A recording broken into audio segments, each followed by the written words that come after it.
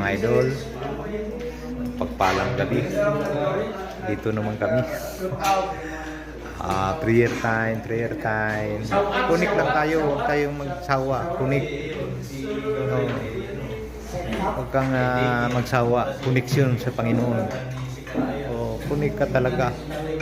Kailangan may action din. Ganito lang. Salo-salo. Pagkatapos salo-salo. Yan. Pabayaan ko lang sila dyan. Yan sila. Yan lang.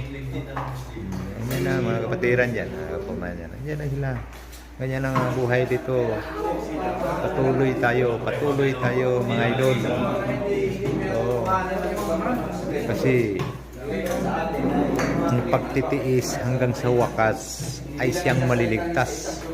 Basahin yung Matthew 24 verse 13. Kailangan kung gusto kang bumunta ng langit, magtiis ka.